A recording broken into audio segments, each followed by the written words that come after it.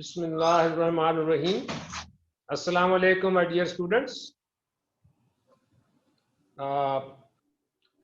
Today we'll discuss the research methodology, part 1. It is a lengthy subject, so we will cover in 2 parts. In the first part today, and the second part, inshallah, on next Monday. Then Tuesday we will have a webinar on SPSS, and then inshallah after that you will have first module examination on Friday.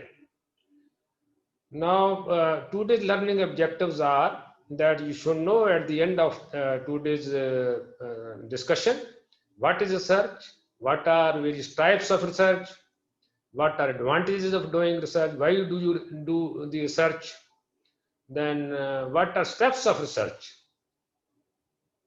beginning to end. Then how will, when you select a topic for your research, what factor you should keep in mind. Then how will you formulate research question of your area of interest. Then what will be your study design. Then how will you formulate research objectives and research hypothesis. Then literature search. How will you do the literature search? What are important literature search sites, search engines? Then what is study population? And how will you select a sample? What sampling technique you would use, convenient or random or systematic or stratified, whatever you have to give purposive. Then what should be sample size in your study, and what normally the people reviewers ask once you send your article for publication, any medical journal, they ask how this sample size was calculated, 200, 300, 400, whatever sample size your study. Then a little bit about synopsis. What is synopsis or research proposal? Because this is required in case you for dissertation, thesis, and also once you want to get the ethical approval from your institution review board, ethical review committee, then you have to not submit the entire article, you have to submit synopsis. That is the brief outline of your work, of your future work. Then work plan, budgeting, if it is funded research. Then ethical aspects, what are ethics of research, especially on the humans and animals. Then what is the plagiarism? So nowadays, these we will discuss one by one today, inshallah. Publication, as I already told you, that decide early on a target, then to which journal you want to send your article, your research article, you should decide early. So obtain the journal's instructions to authors. They are at the end of every medical journal, 2 to 3 pages, and then follow them and make your article according to format of that instructions. Now the journals, there are various journals which have impact factor. There are journals which have zero impact factor. Then you may, in Pakistan only there are 3 medical journals which have impact factor, and that is also less than 1. And then there are what are general medical journal. You want to send to general medical journal, or you want to send your article to specialty journal, cardiology, physiology, pathology. They have all they have specialty journals. Then impact factor of journal, then publication. Some journals they charge you fee for their for publication of your article. Some are free, so that you have to decide. Then review process. What is the review process of that journal, and what publication time? How much time it takes to publish your articles? 3 months, 6 months, 1 year, or 2 years. So all these first to which journal you want to send your article, you have to decide early.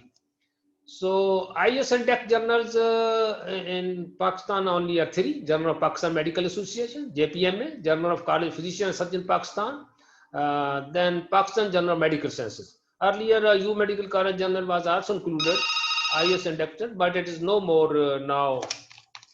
अस्सलाम वालेकुम। नहीं, मैं करना शुरू बोल रहा हूँ ये। Sorry for interruption. Then these journals which are IS and DEC journal naturally are a journal which have impact factor. They give tough time. They make multiple rounds of revision, and sometimes their rejection rate is also very high. So if you want to send your article in the journal, you should be mentally prepared. Now, what is research? Research is a process of systematic and scientific collection, analysis, interpretation of data. You go systematically, you collect the data scientifically, and then you analyze it, you interpret the data. Aim is to find the solution to a problem about which your research question is, or to improve the health of the individual groups, individuals or groups. You can say it is a movement. Research is a movement from known to unknown. So traditionally, it is research. It is a combination of two words, means searching again and again. That is. So research is basically of two types: qualitative research and quantitative research. Qualitative research normally it is context based. It is done at inquiry with goal to understand social or human problems. Findings here are measured in words. For example, promoting of understanding patients and families' experiences with health and illness, common focus, help to explore ideas, beliefs. If you want to do research on the beliefs, ideas, opinions, myths, theories, cultural influences, mindsets, attitudes, perception, behavior, then this qualitative research. Normally in medical, we do the quantitative research. Qualitative research normally is done other social sciences like anthropology, etc. Human anthropology, psychology. But there are some doctors who also do the qualitative, but mostly it is not done in the medical field. Qualitative research method of data collection, qualitative research are in-depth interviews, focus group discussions, observations, and data is usually in the form of words. It is not in the form of numbers. And selected sample size are also very small. Cases not be 10, 15 or maximum 20. Results usually descriptive. The obtained data streamlined to define theme or pattern. Whereas the quantitative research, reality is studied objectively by the researcher, hypothesis tested by using numbers, analyzed by statistical methods.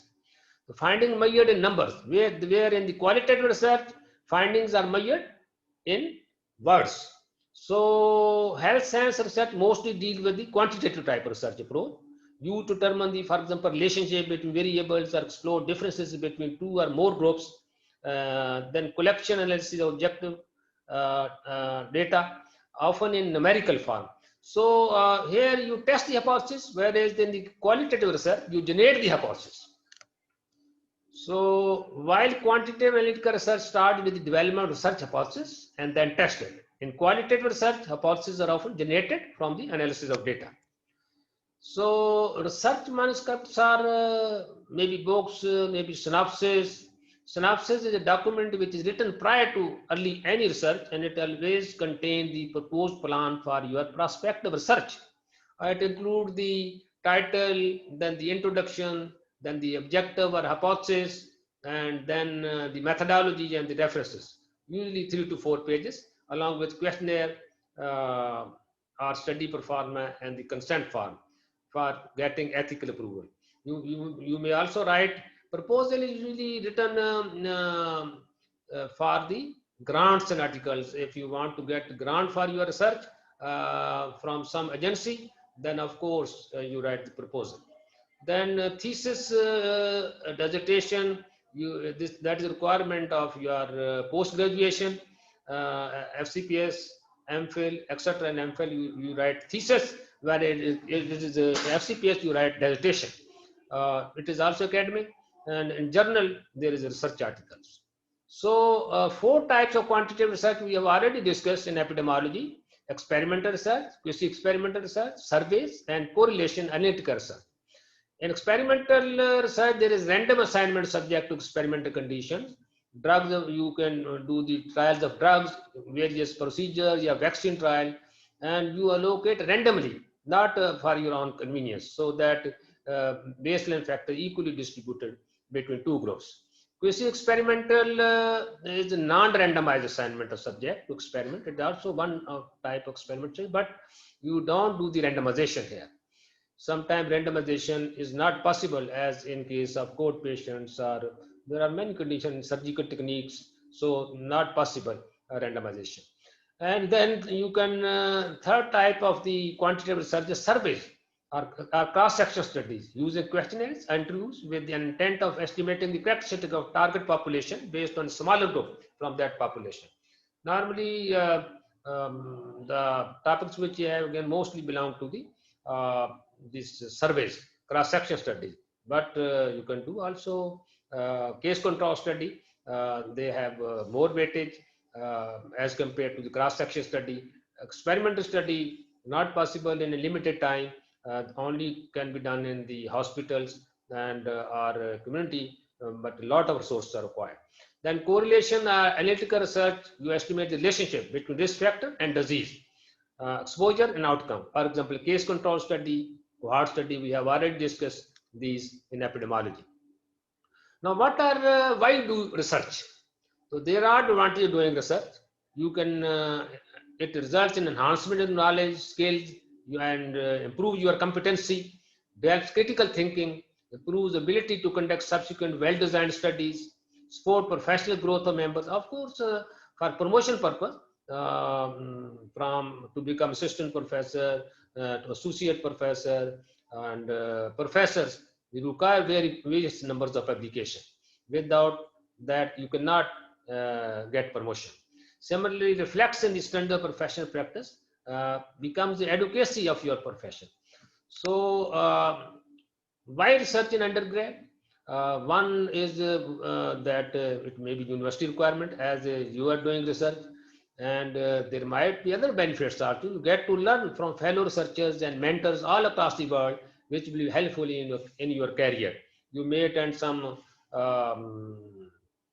conference, international conference on the research, and then it will also help in USMLE, PLAG, AMC aspirants, then new certification. You get to present your work on prestigious platform. It makes your CV strong, recognition, grants, can get grant to your research. It is fun also. So research has many benefits. Now, what are various steps in research? First, you choose the topic or the problem in which you want to do the research. Maybe COVID-19, maybe dengue hemorrhagic fever, dengue fever, or diabetes, any topic of your interest. And then, of course, you make the research question from that problem. Then next step, you go for literature review. You search literature that already what has been written, what has been researched on that topic.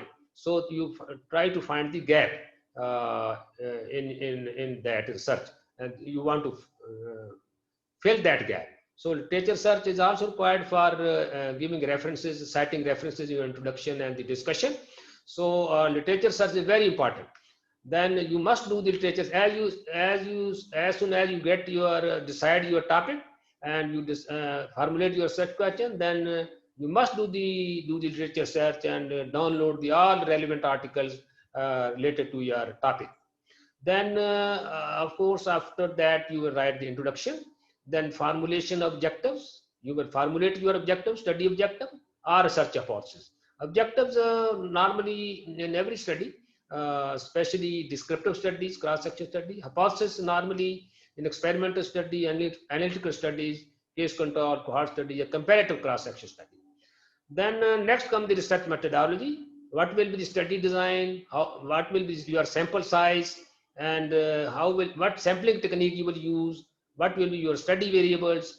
How will you collect the data, questionnaire or pro forma? And then how will you do the data analysis in SPS, descriptive analysis, analytical analysis, what test of significance you will apply, etc. Then of course, after that, you will write results and then write discussion, then conclusion, recommendation, and then you submit a research article for publication. So these are various steps of the research. Where do research ideas come from? For investigator to be able to conceive good research topics, he is advised to read the medical text. You should read the medical. It is said that to write one page, you have to read at least 100 pages. So make the habit of reading articles in medical journals.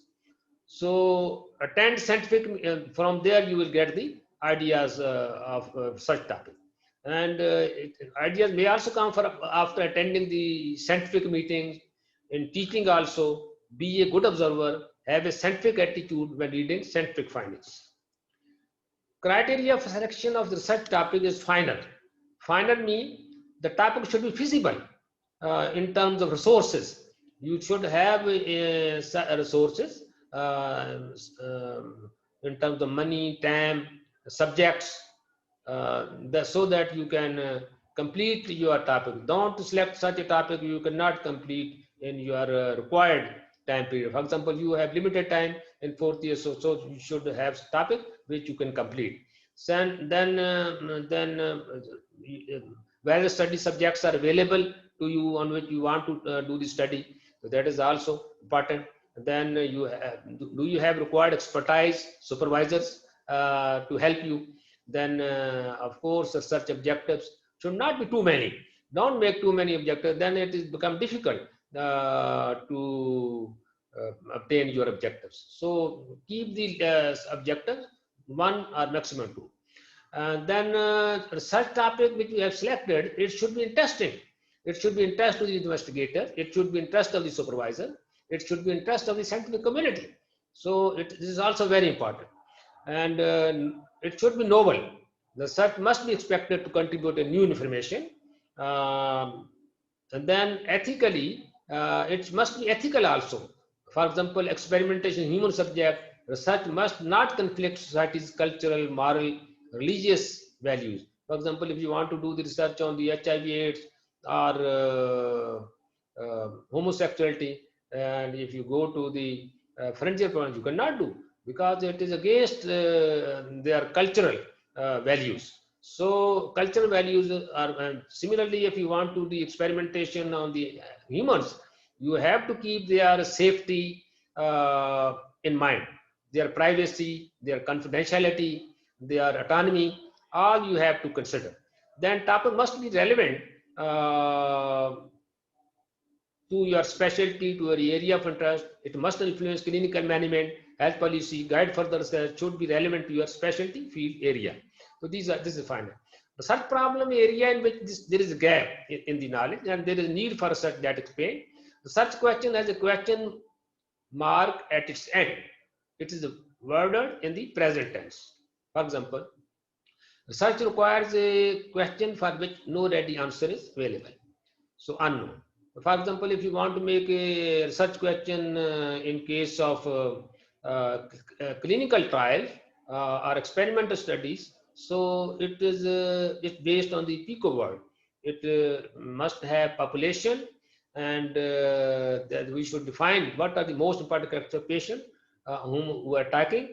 I stands for intervention. What main intervention we are considering, whether drug or vaccine or whether some surgical techniques. What do you want to do with this patient? So C stands for comparison. You must have comparison groups, then our control group, and O stands for outcome. What outcome you want to measure? So in order to develop the research design, the research topic has to be changed to a research question. And the research question should be defined so that it can be answered with precision. Such questions should be feasible, interesting, novel, ethical, relevant, and narrow. Component feasibility we have already discussed. If you must have adequate money. If it is funded research, it requires some lab investigation. You must have time. You must have manpower. Sometimes you require the many interviews in large studies. You must have resources. And you must have access to the subject you want to do study, and they should have accurate measurement. So we have already discussed. So choose a broad topic. Choose an idea that is interesting. You have a lot of work to do. Choose a topic that is timely and relevant. Need to answer. So what question? A question worth answering. Choose a topic that is answerable. Keep in mind time and resource constraint. Mentor can help with all these phases of projects. So research topic has to be narrowed down into well-defined research question. It is a funnel approach. General research topic, an idea, then you focused on research question, then you develop hypothesis, then you make the objectives. For example, this is a scenario: you are applying for a grant to support your research on a psychiatric health of patient following burn injury. Think of a question related to this topic. Broad topic may be what is the prevalence, correlate of psychiatric morbidity in burn patient.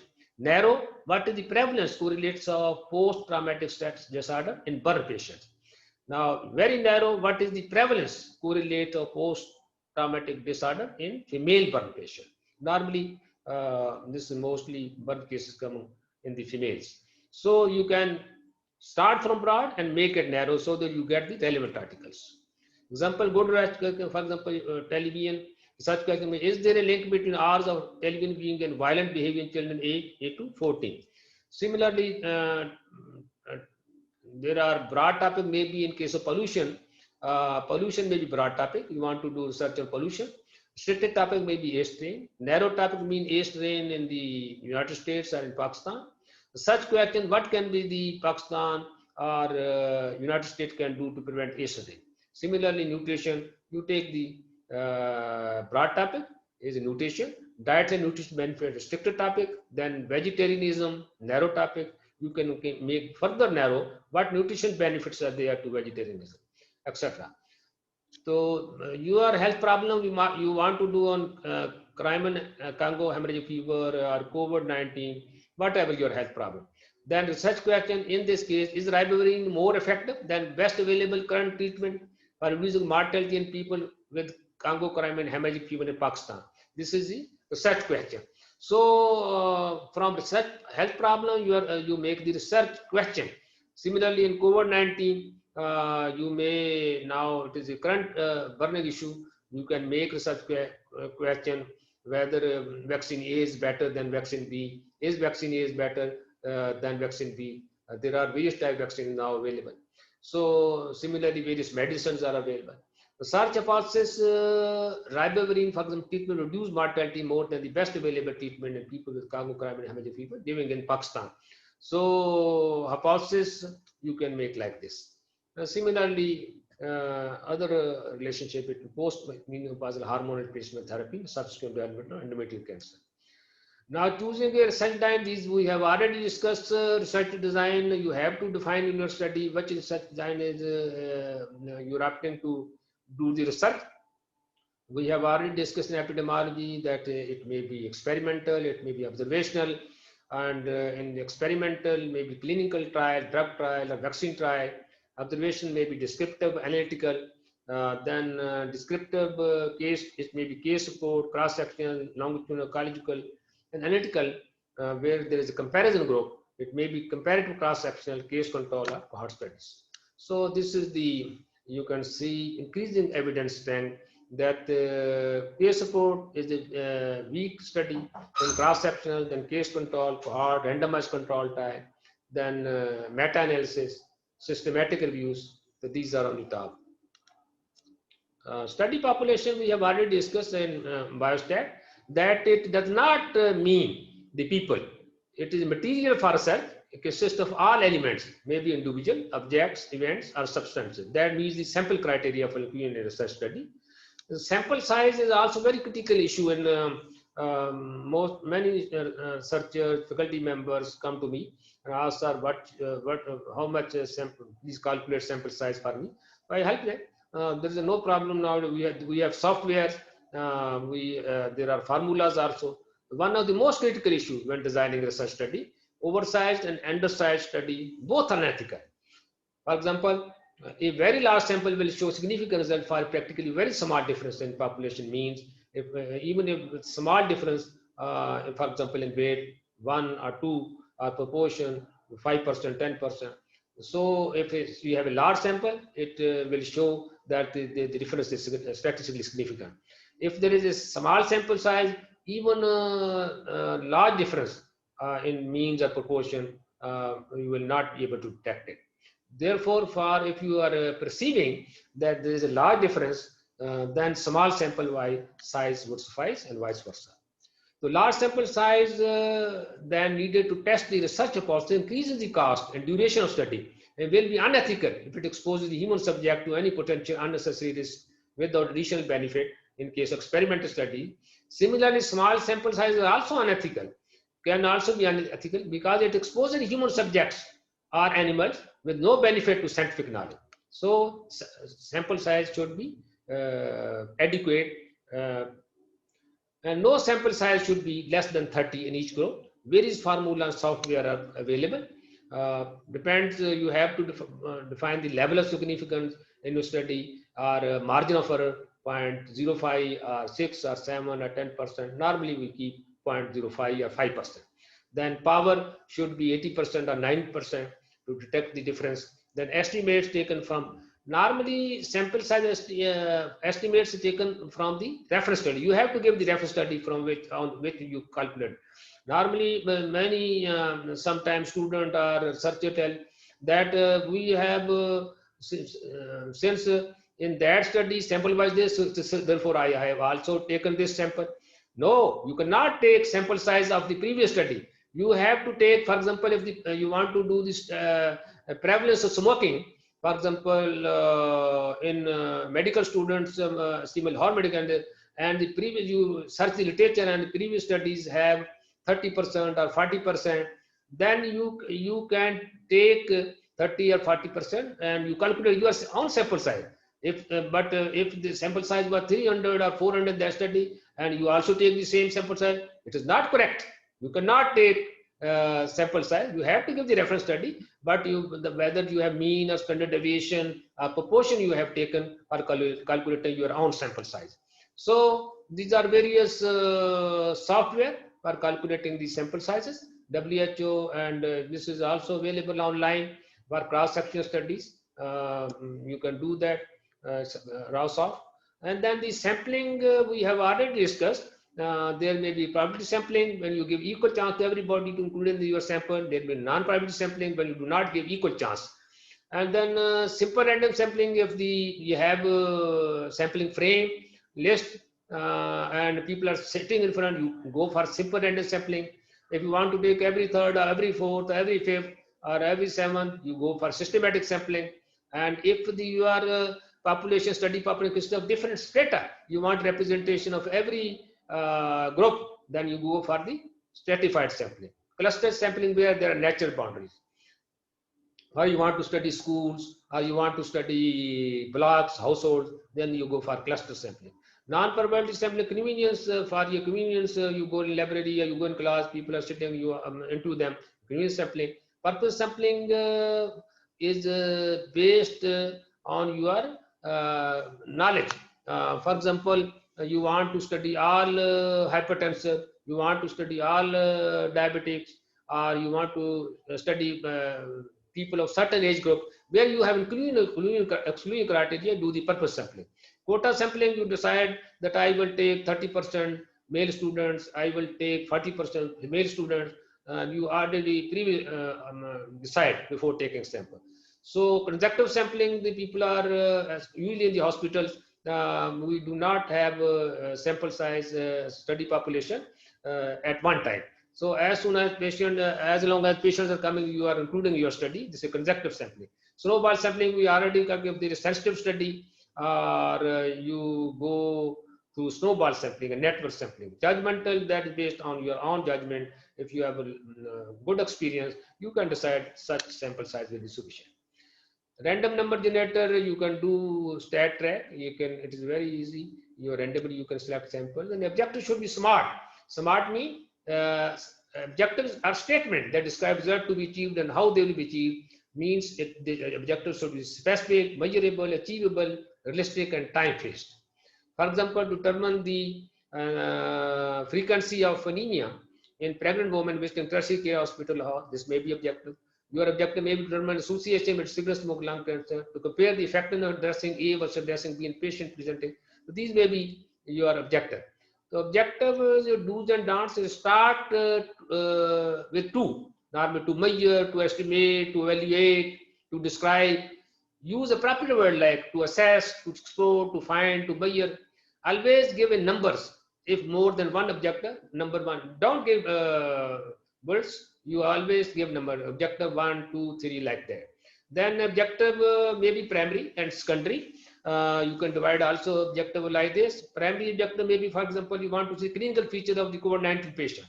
Then suddenly it comes in your mind that I should also compare the clinical features in the males and females, in the young people, old people, whether they are different. So that will be your secondary objectives. Use measurable things. And then there should be no question mark in the objectives. Large paragraphs should be avoided. Long statements must be avoided. So hypothesis is a statement of expected relationship between or among variables. Hypothesis needed in the following study designs. For example, all experimental studies, cohort studies, case control studies, and comparative cross-section study. Whereas in a simple descriptive cross-section study, you require only objectives. For example, in general concern is hemoglobin of mother and birth weight of baby. Such question may be, is anemia in pregnancy associated with low birth weight in newborn? Null hypothesis may be there is no, because from research question comes the hypothesis. Null hypothesis, research hypothesis. Null hypothesis means there is no difference in the low birth weight in the mothers who are anemic and those who are not anemic. Research hypothesis, alternate hypothesis, or research hypothesis may be the low birth weight baby in mothers who are anemic is higher than those who are not anemic.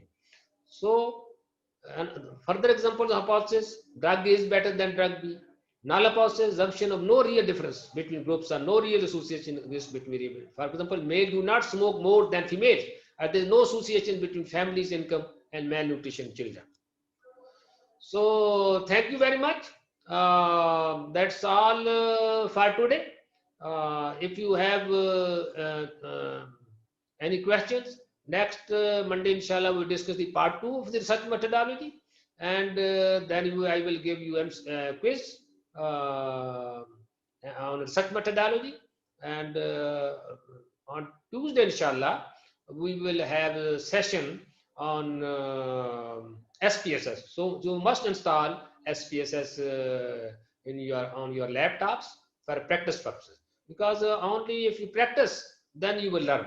If you just listen and then don't do practice, you will not, because after collection of data in your research, you have to enter the data. You should know how to enter the data and use how to create variables and how to label variables, how to give values to the variable. So all I will, inshallah, we will discuss on Tuesday, and then on Friday we will have, inshallah, this first module examination, and which will be 10 SCQs, 7 mark each, and the 50 or 65 MCQs with 1 mark each. We will notify, I will notify today's syllabus of the first module. I will also, inshallah, share in your WhatsApp group also. Any questions? Sorry, first module exam is Friday ko hai? Is Friday go? Yes, not on this Friday. It is next Friday. Achha. It is next Friday. Okay. It is next Friday. Thank you, sir. It is not this Friday. Next Friday will be the community medicine paper, inshallah. So mostly, normally, as an annual examination, there are 10 SCQs, 7 mark each, and the 65 MCQs. So, do you have any questions now? No, sir. Okay, thank you very much. If you have any questions, you can approach me through your WhatsApp group or email or by phone call. I am always available. Thank you very much. Thank you, sir.